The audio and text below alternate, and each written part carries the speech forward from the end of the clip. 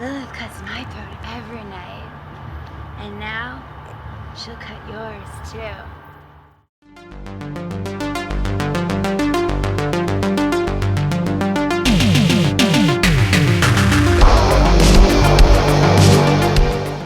We are talking the movie Amityville Vampire. This one is directed by Tim Vigil. Vigil actually wrote the movie Faust from some years ago, but hasn't done a hell of a lot really since. So before we get into the movie, I kind of have to explain the Amityville name and how it is used in kind of modern horror films. Because Amityville is a real place in America, it is therefore in a public domain. So essentially anyone can make a movie, slap the name Amityville on it, and it kind of seems like it's part of this franchise, when in actual fact there are dozens of movies now called Amityville something or other that really have no relation to the original Amityville haunting films that came out. So Amityville Vampire, this one isn't even the first Amityville movie that features vampires. We had Amityville Harvest a short time ago. This was a little bit of a weird one because it's kind of an anthology but kind of not at the same time, and as you'd probably expect has little to do with the actual Amityville itself, although there is kind of one scene that does kind of involve, we assume, the Amityville house. Now the story here mainly focuses on this couple as they are going to a kind of camping trip where the guy is intending to propose, and the guy is like some famous rock DJ that, you know, is once kind of was somewhat well renowned and everything, and he's kind of wants to settle down, etc. And on the way to this camping trip, he tells his fiance or his girlfriend a couple of vampire stories, and that's what we see, and that's why I say that it's kind of a an anthology, because we have these two little mini stories in this kind of the main arc, if you like, and kind of that's really the movie. So it's this film is kind of somewhat slapped together, I must say. It's kind of a bunch of scenes that are loosely connected, and that's kind of the film.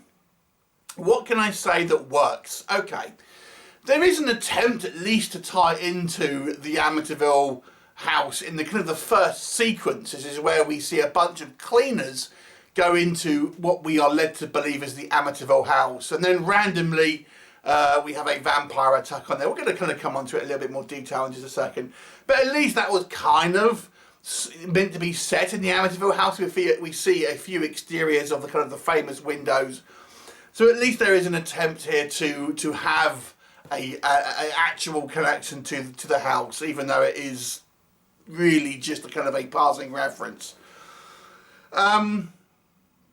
The film is very sexualized. It kind of is a we have a couple of you know, vampire seductresses types, kind of brides of Dracula, that kind of thing. So the movie has a somewhat of a sexualized feel to it. So if you like your, you know, your vampires with a heaving bosom, then this one may well be for you. And there is quite a lot of you know, female vampires running around, probably completely naked in some of the scenes. The story itself, I have to say, I kind of liked our couple, our main sort of couple. This guy, I mean, it's weird. We'll come on to it again, but we get a reasonable amount of characterization with this guy who is this sort of ex-DJ and his kind of fiance. And I actually quite like the characters, and I thought they were kind of, I mean, they actually isn't great, but I did kind of quite like the characters because we do actually spend a reasonable amount of time with them just on kind of general kind of day-to-day stuff. Now that might sound like it's boring, but I actually kind of quite like the kind of the fleshing out the characters. One of the critiques I have with anthology films is you never really get a lot of character development. Although this is the kind of the wraparound story, which to be honest with you is probably the bulk of the running time. This is why I say it's not really an anthology. It's kind of a partial anthology. But nonetheless, at least we get some reasonable characterization. And then what happened to them is somewhat out of left field, which seems to be not something that was really that well established in the movie. You're probably expecting these types, this couple to come face to face with a vampire, and it kind of happens. But their actual main antagonists to these couple have actually something completely nothing to do with vampires, which was like a really bizarre turn. But anyway, I have to I can't say too much good things about this movie because it's just so discombobulated. So let me talk about the movie structure first of all, because narratively this is just all over the place. The first scene is we have these cleaners in this Amityville house, which seems completely separate to anything else which happens in the movie. And we get this woman who randomly has blood dripping on her face from somewhere, turned into a vampire and kind of attacks her co-workers, and then we get the co-workers like baring their necks, like really obviously, so obviously so she can chow down. It's like, she's meant to be attacking him, but they're there kind of like, oh, don't bite me, don't bite me, I've got my exposed neck here, look, I'm completely helpless. It's just silly. At least there was, at least it was meant to be in the Amityville house, I suppose, although it's obviously, just a kind of like some type of other location or anything, or a soundstage or something like that.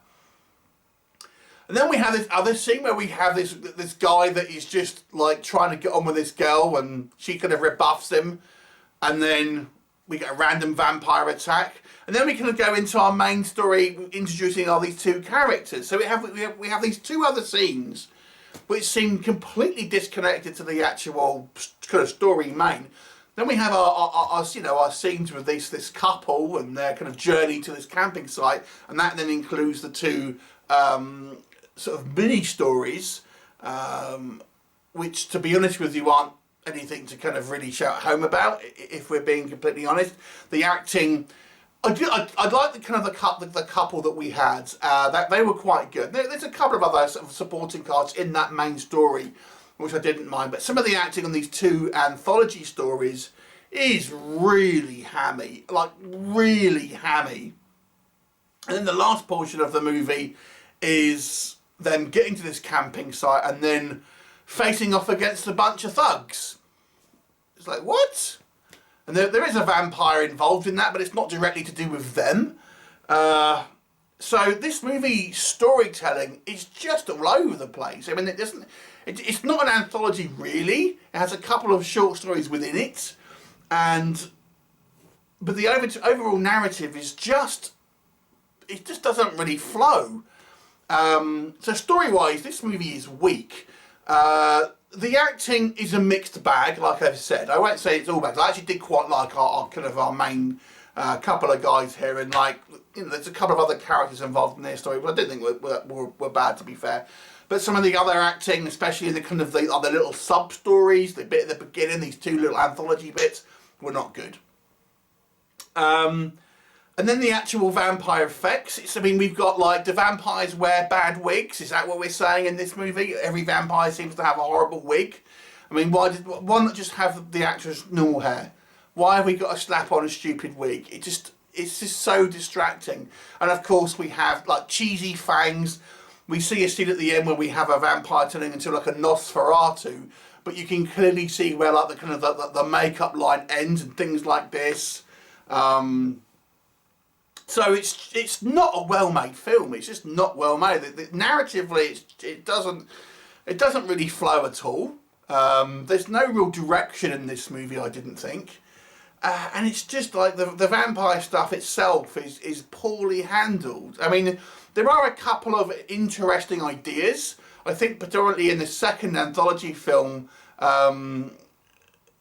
are some ideas about religion versus the darkness, so to speak. But again, it's done in such a schlocky way with hammy acting and bad wigs and things like this. You just can't say, any good ideas that it has, any goodwill that it's made, is kind of squandered.